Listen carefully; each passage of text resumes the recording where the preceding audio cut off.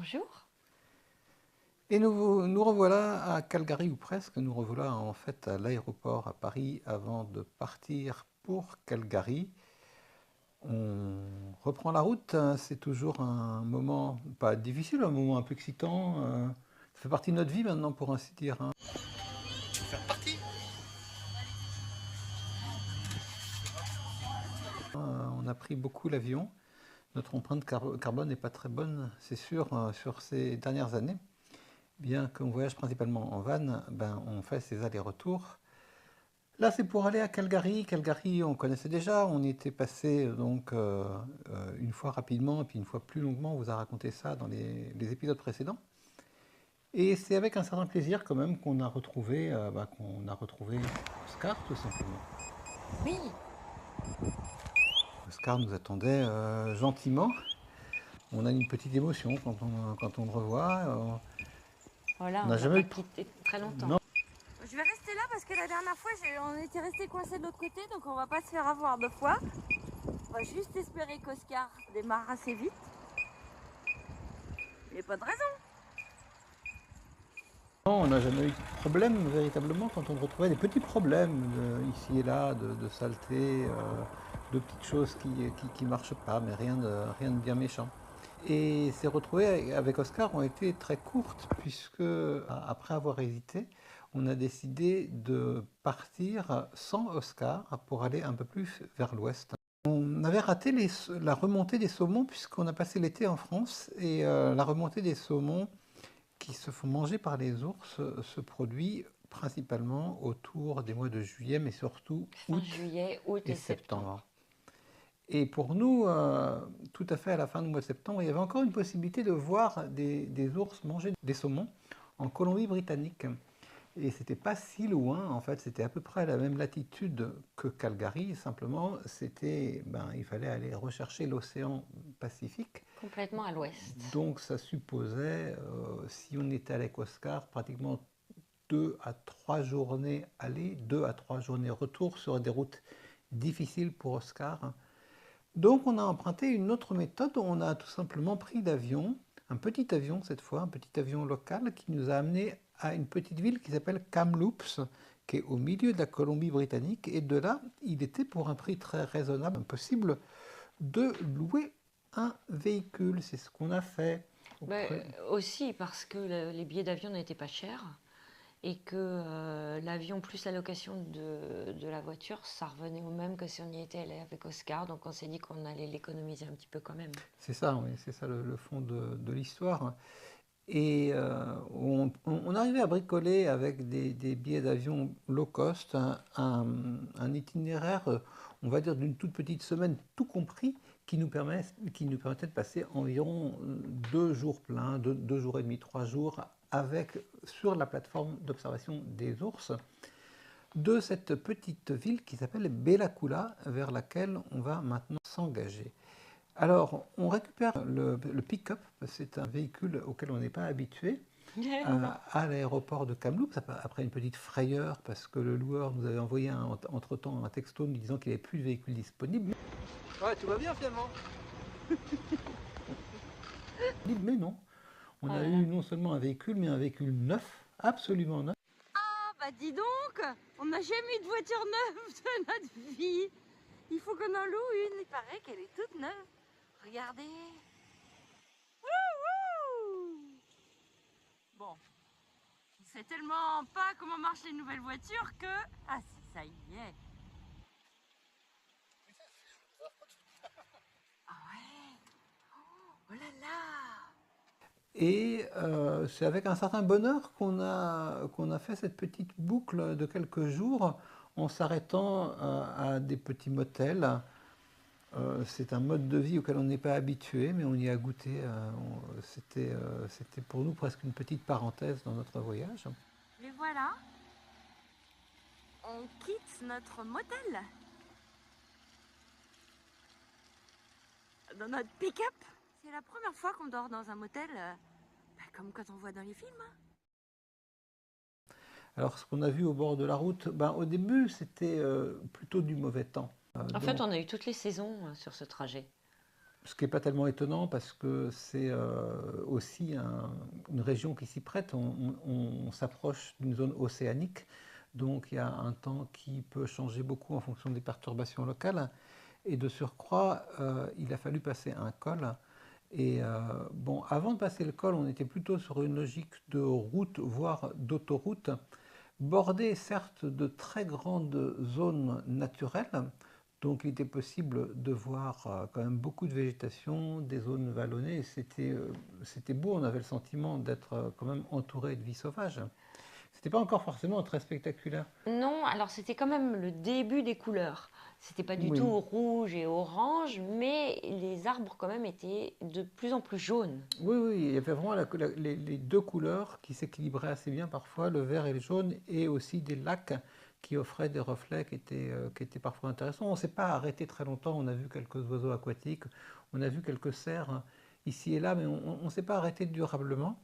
Le premier véritable spectacle, on va dire, qu'on a eu, c'était plutôt un spectacle météorologique parce qu'au moment où on est passé, alors la route s'élève doucement, elle est à peu près à 1000 mètres d'altitude, et ça suffit à cette saison pour qu'on puisse rencontrer la neige en cas de mauvais temps. Et c'est ce qui s'est passé pour nous. On a rencontré la neige et en fait, on a rencontré une sorte de tempête de neige assez ponctuelle, quelques heures seulement, mais qui nous a vraiment transportés dans un autre paysage.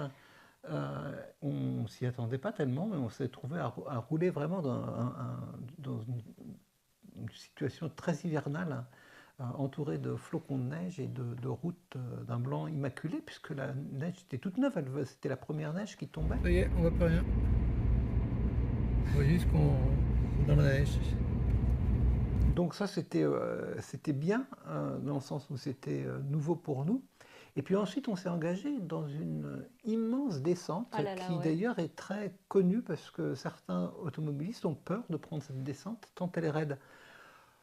Ça va, elle ne présente pas de danger particulier, nous qui l'avons faite maintenant. Mais comme on était prévenu du fait que cette descente était vraiment terrible, finalement par contraste, on ne l'a pas trouvé si vertigineuse que ça.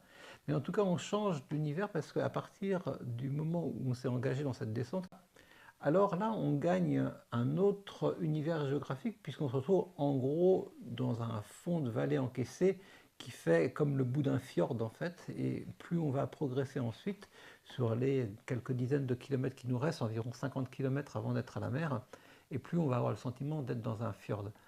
Et c'est là en fait qu'il y a une rivière qui coule au fond de cette vallée encaissée, qui accueille des saumons et qui accueille des ours. Alors ça se passe comment? Tout d'abord, on voit quelques lodges de haut de gamme, quelques auberges assez espacées, pas beaucoup, hein, une poignée, hein, on les compterait sur les doigts d'une main, qui sont là et qui permettent d'avoir accès, une sorte d'accès semi-privé à un parc national qui est là et qui ne nous est pas vraiment accessible en réalité. En revanche, ce qui nous est parfaitement accessible, et c'est vraiment une singularité, c'est une plateforme d'observation des ours qui est libre d'accès. Donc on arrive tout simplement, il y a un petit parking, il y a des rangers qui sont payés par le service national enfin, de l'équivalent des eaux et forêts du Canada. Et cette plateforme, elle est ouverte assez peu de temps, elle est ouverte un mois par an, mais on était en pleine saison. Et donc, il suffit de signer le registre disant qu'on arrive et on peut s'installer. Et une fois qu'on est là, on peut rester, si on le souhaite, toute la journée, de l'ouverture jusqu'à la fermeture, et c'est ce qu'on n'a pas manqué de faire. Alors on est arrivé, dans un premier temps, on a pu bénéficier d'une fin de journée. Le lendemain, on est revenu une journée entière, et puis le surlendemain, on est revenu quasiment toute la journée jusqu'au milieu de l'après-midi. Il y a en gros ce seul endroit qui est accessible en plus de, alors on peut bien sûr tenter de voir des ours le long de la route, ça n'a pas vraiment été notre cas. Et il y a un autre endroit qui est vraiment pas loin, à peut-être 1 kilomètre de là, qui est un camping, est-ce que c'est un camping public? Je ne sais pas, c'est un campground en tout cas, c'est Non, c'est pas public, mais on a un autre parking, on va dire, qui donne accès à la rivière. Mais là, il n'y a pas de plateforme d'observation à proprement parler. Par contre, on peut quand même avoir de bonnes probabilités de voir des ours parce que finalement, c'est la même rivière qui, quelques méandres plus loin, est visible. Simplement, on va dire le champ de vision est un peu plus étroit. On voit un petit peu moins de longueur de la rivière. Tout dépend de l'endroit où les ours se trouvent. Alors nous, on a passé le plus clair de notre temps à la plateforme d'observation officielle, entre guillemets, et c'est là qu'on s'est posté. Et il faut savoir que ce qui se passe, c'est que, alors, les saumons, ça, on les voit. Les saumons, il n'y a pas de problème, on ne peut pas les rater, en Non, fait. la rivière grouille vraiment de saumons. C'est-à-dire qu'on les voit à l'œil nu, côte à côte. Ils sont là. Ils sont en fin de vie quand même, hein. Ouais, la plateforme est, je dirais, à 15 mètres peut-être du bord de la rivière, Oui. 20 mètres, et la vue s'étend sur peut-être 200 mètres de chaque côté, 200 à 400 mètres de chaque côté. Donc une distance de 15-20 mètres, les saumons sont quand même des animaux d'assez grande taille, on les voit très bien individuellement, mais on voit surtout la masse en fait qui grouille. Mais ce qui se passe, c'est qu'ils sont là parce qu'ils ont remonté la rivière, ils viennent frayer, et une fois qu'ils ont frayé, les mâles meurent. Ils sont tout à fait en fin de cycle de vie. Et d'ailleurs, la prédation des ours sur ces saumons n'est pas du tout problématique pour la population de saumon en général. Il y a d'autres facteurs qui menacent la population des saumons, mais pas du tout la prédation des ours. Ah non. De toute manière, les effluents, c'est-à-dire que les ours ne mangent qu'une partie des saumons, et le reste n'est pas vraiment perdu pour la nature parce que de toute manière, il y a, enfin, les restes de saumon ensemencent en quelque sorte au plan des protéines l'ensemble de l'écosystème, et il y a d'autres animaux et même d'autres, je crois, d'autres plantes, enfin je ne sais pas, il y a tout un ensemble de formes vivantes qui dépendent des débris du saumon. Donc même si on voit un ours manger un bout de saumon et rejeter le reste à l'eau, c'est pas du tout un scandale écologique. D'abord, c'est parfaitement intégré au fonctionnement de l'ensemble. Et puis en plus, c'est pas du tout ça qui peut menacer le saumon, qui par contre peut connaître des problèmes de population au niveau océanique. Mais ça nous renvoie à une toute autre problématique, la problématique de la pêche, par exemple. La surpêche. Et de la surpêche et comment dire, des mélanges qui ne sont pas toujours très heureux entre les saumons d'élevage qui peuvent s'échapper et les saumons sauvages. Quoi qu'il en soit, nous on attendait les ours. Et il faut savoir que quand on attend les ours, ce qui se passe bien souvent, c'est qu'il n'y a pas d'ours. Enfin, il ne faut pas non plus imaginer qu'on est au zoo. Donc, il faut être prêt à avoir de longues périodes sans ours. Alors, dans l'ensemble, on a eu peu d'ours sur notre séjour. C'était une année où il y avait beaucoup de saumons et peu d'ours. Alors, comment expliquer ce paradoxe apparent ? Mais tout simplement parce que quand il y a trop de saumon, il y en a un peu partout dans toutes les rivières, et les ours se dispersent. Alors que quand il y en a peu, comme la plateforme est précisément à un endroit qui est une sorte d'endroit stratégique, voilà, c'est un endroit de convergence. Donc voilà, il y avait peu d'ours cette année-là, on en a vu au total que 3 différents, mais on les a vus à plusieurs reprises et dans de bonnes conditions. Donc ceci compense un peu cela, mais il arrive qu'il y en ait alors peut-être pas des dizaines, Non, pas des mais dizaines. plus d'une dizaine dans la journée. Oui, c'est assez habituel à cet endroit-là, à cette saison-là. Alors nous, le premier jour, donc on n'était pas vraiment déçus parce que le site était beau, puis on avait le plaisir et l'adrénaline de l'attente. Et on n'a pas eu un spectacle très long, mais par contre, on a eu un très beau spectacle parce que Oui. au moment où la mère ours est apparue avec son petit, on l'a vue au loin et elle a décrit exactement la trajectoire qu'on aurait souhaité qu'elle décriva, puisque c'est ça, c'est qu'elle décriva,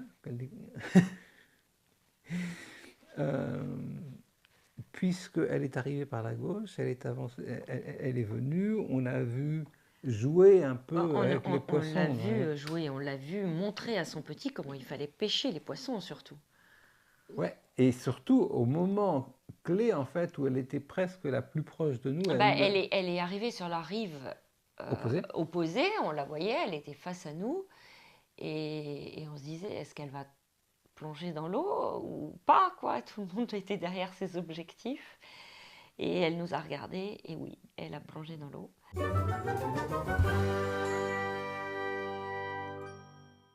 Et elle est ressortie avec son saumon. Donc là, on entend tout le monde déclenche. Et c'était super, franchement, c'était... Ouais, on était quoi, environ une dizaine peut-être de photographes, hein, On n'était pas beaucoup, et puis on est sur les 3 jours, on s'est retrouvés. Ouais, C'est l'atmosphère est très vraiment... chaleureuse. Il n'y a pas de surpopulation de touristes à cet endroit-là. Donc ça, c'est aussi quand même enfin, c'est un privilège de pouvoir être là parce que c'est un endroit qui est un peu unique et il n'est pas du tout surpeuplé pour l'instant. D'ailleurs, il faut pas trop le répéter. Voilà, donc ça, c'était notre premier jour. Et Ensuite, on est puis, allé à l'hôtel, alors c'était un peu loin quand même. oui, là, on va jusqu'à la petite ville côtière. Petite ville, c'est plutôt un village. Oh là, c'est tout petit, oui. Euh, Par exemple, il n'y a pas un seul restaurant Non. ouvert à cette saison qui est pourtant la haute saison. Donc on se demande, il ne doit pas y en avoir du tout. Euh, bon, pour nous, c'est juste ça nous a servi à passer les nuits dans un joli hôtel, enfin joli en tout cas très confortable. On était dans de bonnes conditions de confort, c'est vrai par rapport à Oscar aussi, puisqu'on on avait un grand lit, du chauffage. Bon, voilà, le deuxième jour, on a répété l'expérience, donc on est retourné au même endroit. Alors ce qui s'est passé, c'est que là, on a eu l'approche d'un gros ours qui était, je crois qu'on a pu le confirmer avec les gens qui étaient là, un gros mâle Oui. solitaire. Celui-ci a une trajectoire un peu différente parce qu'on l'a pas uniquement vu dans l'eau, on l'a vraiment vu marcher Bah alors là, sur il est la venu berge et tout près venir de nous, hein. presque droit vers nous. La plateforme, elle est protégée par, je crois, par un petit système Fil de fil électrique. électrique. Les animaux sont très intelligents, il n'y a aucun souci avec ça. Ils ne vont pas se comporter n'importe comment. Ce Ah pas du tout non. des animaux naturellement agressifs. Non, Là, non, puis ils savent qu'on est là, ils nous regardent et... leur seule problématique à ce moment de l'année, c'est de se gaver en fait, parce il faut qu'ils fassent du gras pour tenir l'hiver. Donc ils sont même presque un peu blasés, j'en sais trop rien, mais leur problème est presque un problème digestif, c'est-à-dire qu'il faut qu'ils avalent, qu'ils digèrent. Ils n'ont pas tellement de temps à perdre à des bêtises. Et, euh, et donc, on était dans cette situation. L'ours, on a vraiment le sentiment qu'il présente un danger nul pour nous, mais de surcroît, on avait cette protection du petit fil électrique, on avait les rangers qui étaient là, donc aucune crainte bien sûr, mais c'est toujours une belle expérience de voir un ours qui nous passe à quelques mètres en fait de distance. Euh, et puis, on a revu la mère et son et petit. son petit. Donc, on a vu des scènes de pêche qui étaient peut-être un peu moins spectaculaires que la première, mais on s'est en tout cas bien imprégné de cette situation. On a aussi pu essayer de filmer un peu les poissons. Ils sont difficiles à prendre vraiment la photo iconique du saumon qui sort en plongeant comme ça. Elle est un peu difficile à faire compte tenu des conditions de lumière. Et puis c'est un endroit où il y a un petit peu des rapides, mais pas vraiment de petites chutes d'eau qui supposeraient que vraiment les saumons fassent l'effort de sauter fort hors de l'eau. Puis par ailleurs, ces saumons, ils sont encore une fois en fin de vie. Et donc là, il y en avait même qui étaient morts presque de mort naturelle sur les bords de la Ouais. berge. Donc on avait le sentiment que les saumons, dans l'ensemble, étaient quand même un peu fatigués. Euh, voilà ce qui a fait un petit peu notre seconde journée, donc des ours encore. Il n'y en a pas tout le temps, hein. La plupart du temps, il n'y a rien. Mais parfois, on voit un ours arriver, et alors donc, toujours parmi ces trois qu'on a cités, on le revoit apparaître, alors c'est toujours un plaisir de l'observer. On a eu un petit passage d'élan, mais c'était très bref. On n'a pas vu tellement d'autres Non. animaux, on n'a pas vu non Oui, plus les tellement canards. d'oiseaux. Oui, les canards, quelques canards, hein, mais guère plus. Et donc, on avait presque acquis maintenant une routine. Donc le troisième jour a repris un petit peu sur ce rythme-là, Oui. sauf que le troisième jour, on est allé au port pour commencer, parce qu'on n'avait pas eu cette idée-là la veille. Et Au finalement, port du petit village où on dormait. et donc pour retrouver cette ambiance de bord de fjord qu'on avait connue beaucoup plus au nord de l'Alaska, du côté C'était de l'Alaska, joli, parce que là, c'était joli. oui, on a trouvé que c'était joli. On a vu des phoques, une ribambelle de phoques Ah ouais. un peu inattendue à cet endroit. On croyait que c'était des sacs de sable. Et j'ai dit, mais tu t'es vu les phoques? Il me dit, mais non. Et si, ils étaient toute une colonie, serrés les uns contre les autres. Petite maison colorée, le village était joli. Voilà, et puis bah, on a filé pour notre dernière journée, qui n'était pas complète en Sur la plus, plateforme. parce qu'il fallait qu'on parte tôt l'après-midi. Sur la plateforme de Sur la préparation. plateforme, Et ouais. là, il s'est passé qu'on n'a rien vu en fait. Non, on n'a rien vu du tout de la journée, enfin jusqu'à 15 heures. On devait rester jusqu'à 15 heures. Et puis avant de partir, Manu me dit, oh, on va aller faire un tour quand même au niveau du camping. Voilà, donc la deuxième plateforme d'observation qui est un peu plus bas sur la rivière. Et bien on a pris, parce on a revu la maman ours avec son petit. Et là, on l'a vu encore une fois dans de bonnes conditions. Oh ouais, et là, franchement, elle s'approchait de l'eau, et tout au fond de moi, je priais. Et je me disais, mais allez, je envoyais des ondes, va dans l'eau, montre-nous que tu sais nager. Et là, ils sont partis tous les deux dans l'eau. Ils ont passé un long moment. On a vu toute la scène de l'apprentissage. On a vu la maman ours qui sermonnait son petit. Oui, à maman, à ce elle lui a moment, foutu une claque. elle l'a attrapé par l'oreille. Oui, puis elle l'a secoué. Il l'a secoué. Il lui en a pas tenu rigueur apparemment, parce qu'ensuite il l'a suivi sagement le long de la berge. Et puis ensuite, ils sont allés côté opposé.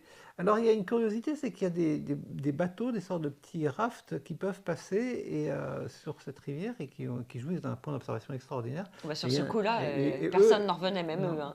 Et eux, ils ont eu la chance d'avoir Ils étaient toute tout la près. scène Ouais. en face d'eux. Et puis en Nous, on fait, était un peu loin. Hein. la scène s'est entièrement déplacée sur le côté.